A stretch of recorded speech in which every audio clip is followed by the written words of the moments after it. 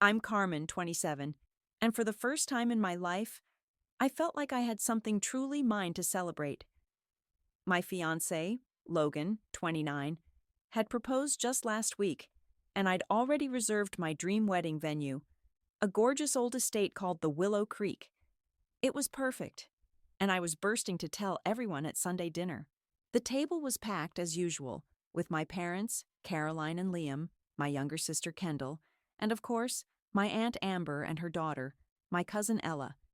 Ella, 25, always had a way of stealing the spotlight, but tonight, I truly believed it was my turn. Logan squeezed my hand under the table, a silent encouragement. So, I started, a little too brightly. Logan and I have some exciting news. Before I could even get the word engaged out, Ella cleared her throat, a little too dramatically. "Oh, us too," she chirped, placing a hand on her stomach. A collective gasp went around the table, followed by a chorus of delighted squeals. My mom, Caroline, immediately rushed to Ella's side, beaming. The air went out of the room. My news, the ring on my finger, the venue I'd spent months researching, it all evaporated into the sudden, overwhelming joy for Ella's pregnancy. My Aunt Amber, Ella's mom, was the first to coo. "Oh, a baby! That's what truly matters, isn't it, dear?" Her eyes flicked to my left hand, then back to Ella's belly, a thinly veiled jab. My dad, Liam, just nodded along, always avoiding conflict. Even Kendall, my sister, usually so quiet, looked genuinely thrilled for Ella. I tried to shake it off, to smile and congratulate Ella, but her triumphant, almost pitying glances kept gnawing at me. Logan, ever my rock, squeezed my hand again, a silent apology for the hijacked moment. Later that night, my phone buzzed with a text from Luna, my college roommate and owner of the Willow Creek. "You okay?" it read, like she could sense the shift in the universe. As we were leaving, Aunt Amber cornered me by the coat rack, her smile tight. "Carmen, dear," she purred, "Ella's due date is right around your wedding date, and a pregnant bride needs a beautiful, convenient venue. You'll do the right thing, won't you?" The phone calls started the very next morning, a relentless barrage that made my head throb. First, my mom, Caroline. Her voice was soft, laced with that familiar guilt-trip tone. "Carmen, honey, we're just so thrilled for Ella. A baby. It's such a blessing. And you know, the Willow Creek, it's just so perfect for her. With the baby coming, she needs everything to be easy. You've already had your moment." I tried to explain. "Mom, I put down a non-refundable deposit, and it's not just a venue, it's special. Luna and I used to talk about getting married there when we were in college. It has memories." "Memories can be made anywhere, dear," she'd sighed, completely unmoved. "But a baby's first home, that's once in a lifetime. Think about what's important." Then came my dad, Liam, his voice a drone of agreement with Caroline. "Your mother's right, Carmen. Family comes first. Ella needs this." He never argued with Mom, never stood up for me. Aunt Amber's call was less subtle.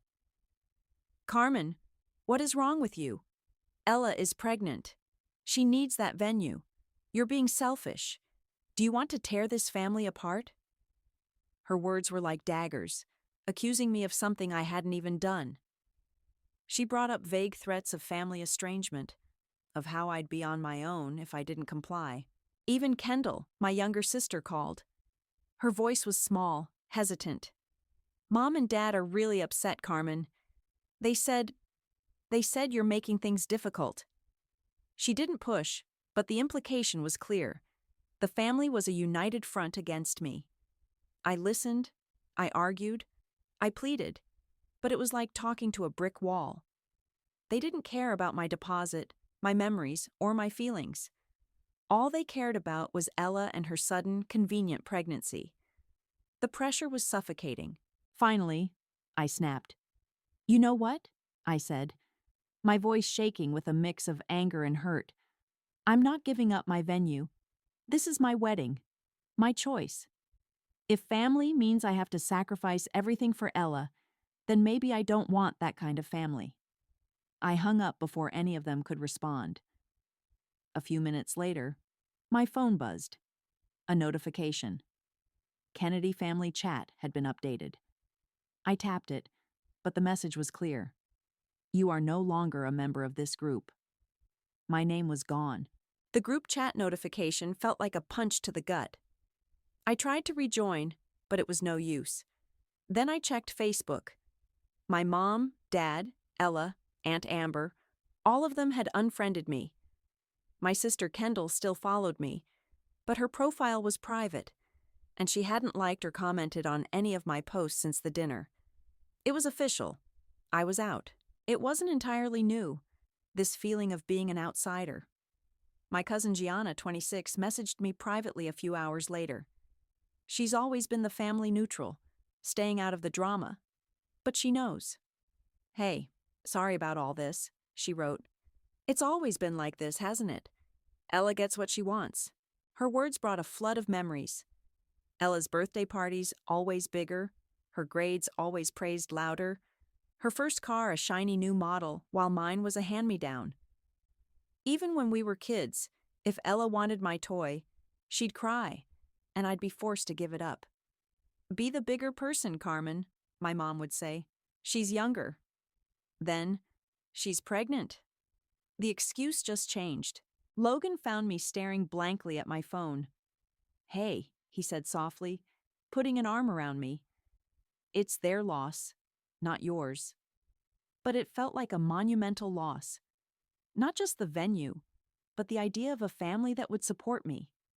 Our wedding plans, which had felt so joyful just days ago, now felt tainted, overshadowed by this bitter estrangement. How do you plan a wedding when your own parents won't speak to you? I called Luna, 27, almost immediately. She listened, furious on my behalf. They blocked you? Seriously? And they think they can just take your venue? Her voice was sharp, assertive. Carmen, I own the place. They can't do anything without your signature. And even then, I wouldn't allow it. You're my friend. I know, I said, feeling a tiny spark of hope. But what do I do?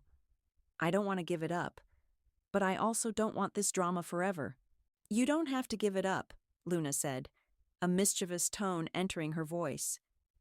And if they're going to play dirty, we can play dirtier. I have a backup plan if you want to truly end Ella's little reign.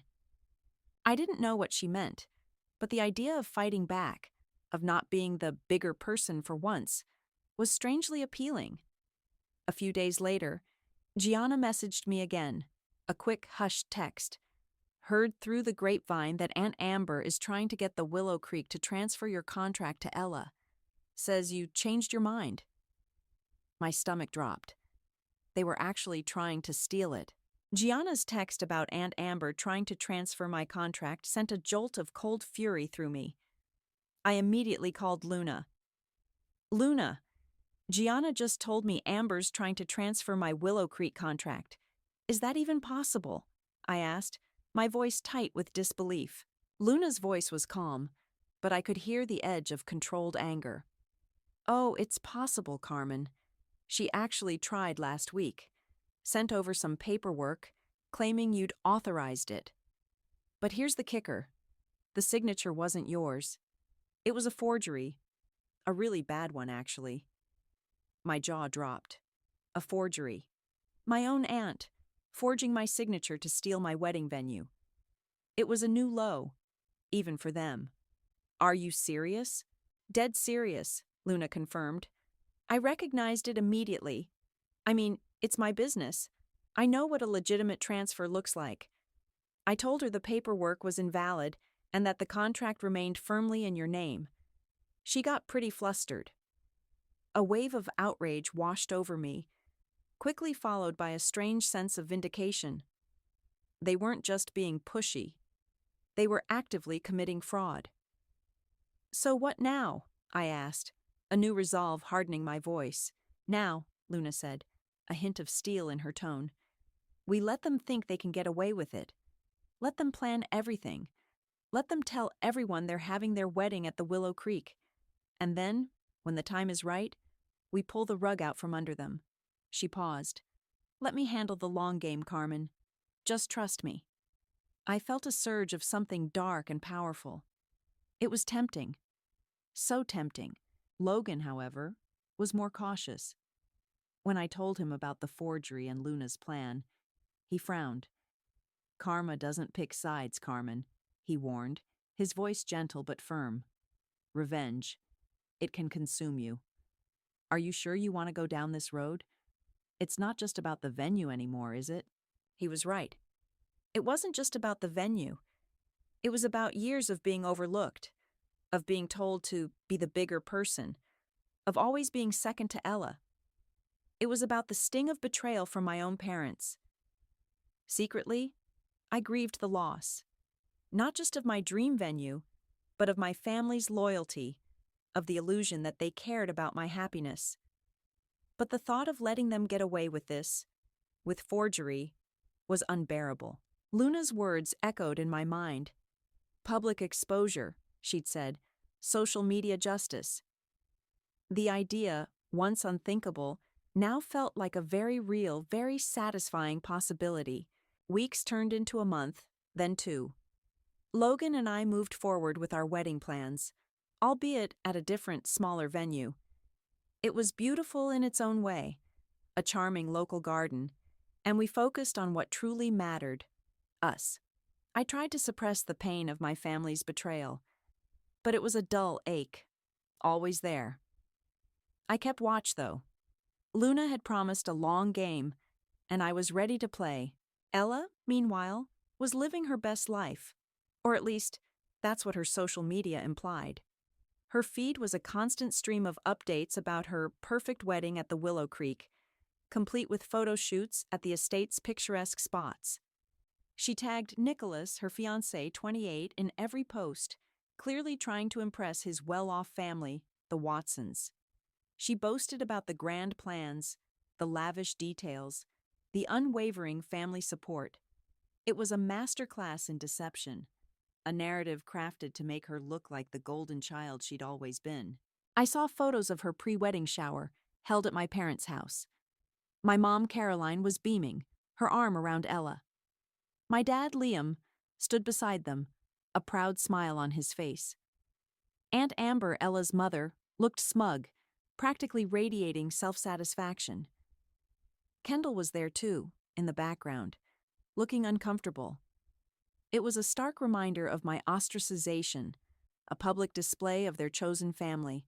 The weight of it was heavy, but I stood firm.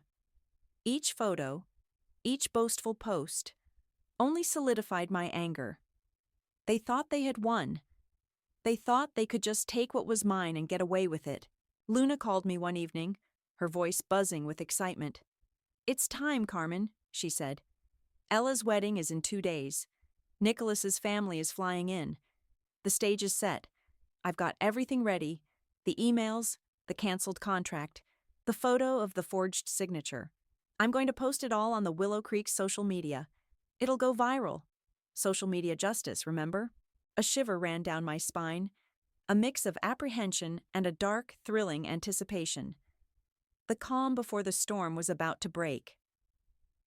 2 days before Ella's grand wedding, Luna dropped the bomb. I was scrolling through my phone, trying to distract myself from the looming date, when my Instagram feed exploded. Not with Ella's usual pre-wedding spam, but with a post from the Willow Creek's official account. It was Luna's carefully crafted exposé. The caption started innocently enough. "At the Willow Creek, we pride ourselves on integrity and honoring our commitments." Then it hit. Screenshots of my original booking confirmation, followed by the email exchange with Aunt Amber attempting to transfer the contract. Next was a clear zoomed-in photo of the forged signature, side by side with my actual signature from the initial contract. The final blow was a scathing paragraph, not naming names, but clearly calling out an expecting bride who, with the help of her family, attempted to steal a legally binding contract through fraudulent means. It ended with a stark statement.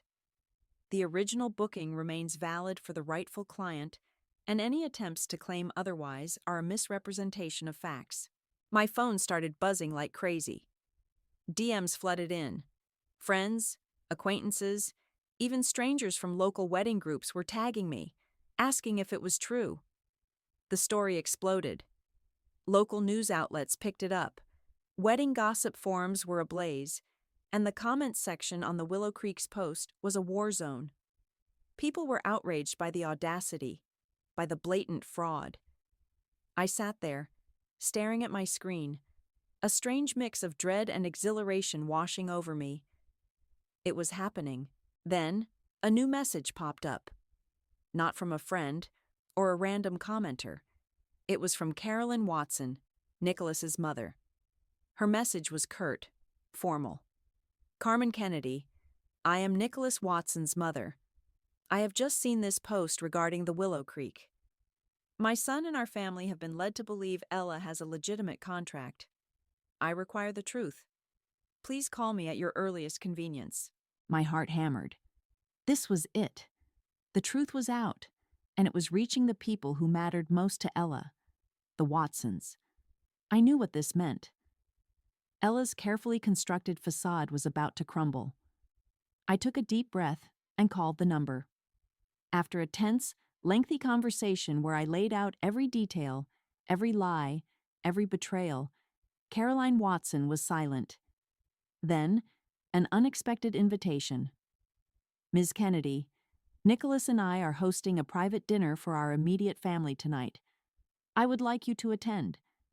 There are some matters that need to be discussed, and your presence is essential. I didn't attend the private dinner with Nicholas's family. The invitation from Caroline Watson felt less like an olive branch and more like a summons to witness a public execution, and I wasn't ready to be part of that spectacle, even if it was Ella's. Instead, I stayed home with Logan, my phone glued to my hand, waiting for updates. Luna and Gianna were my eyes and ears. Luna was at the rehearsal dinner, technically as the venue owner, but mostly as my loyal informant.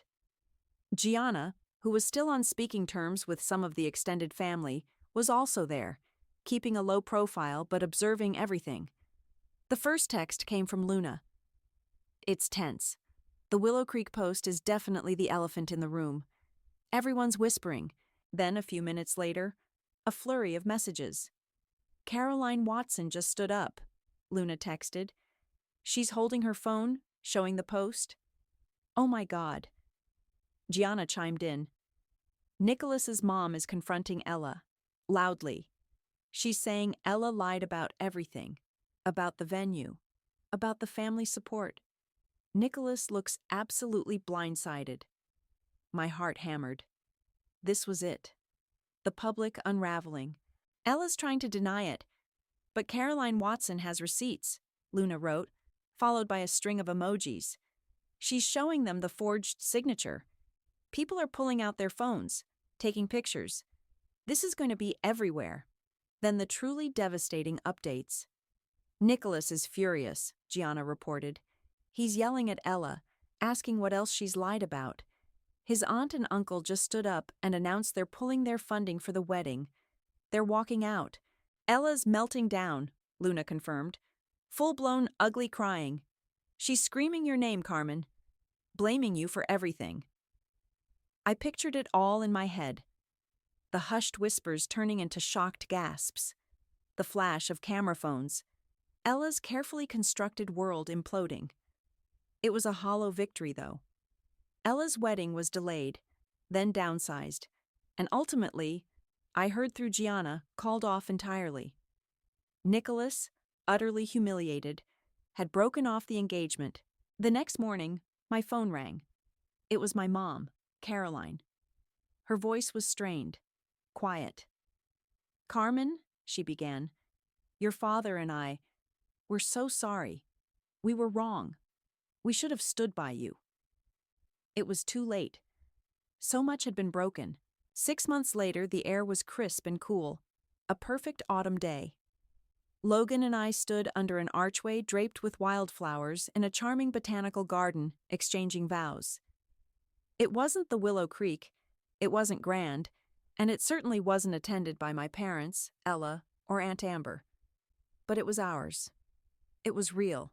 My heart swelled with a joy I hadn't thought possible after everything.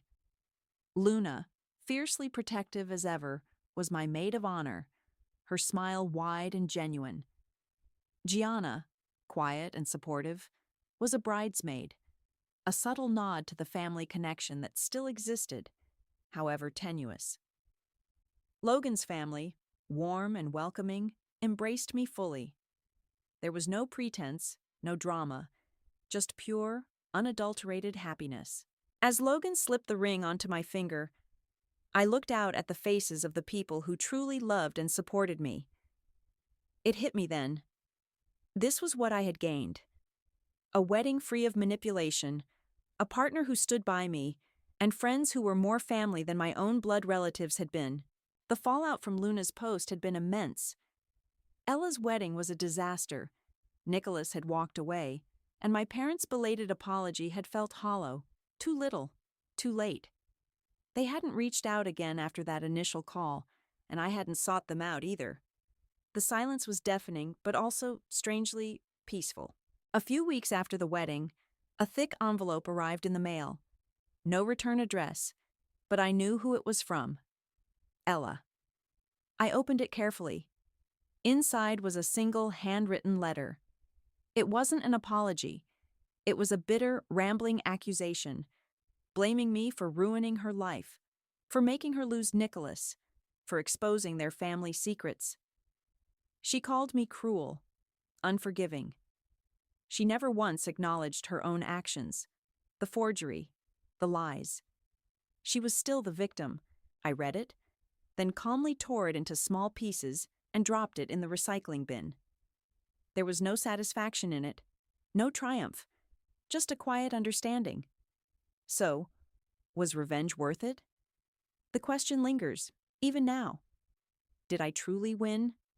Or did I just trade one kind of pain for another? I'm still not sure. But I am free. Free from the constant comparisons, the endless demands, the suffocating favoritism.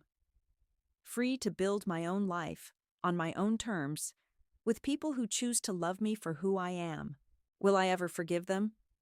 Or is this freedom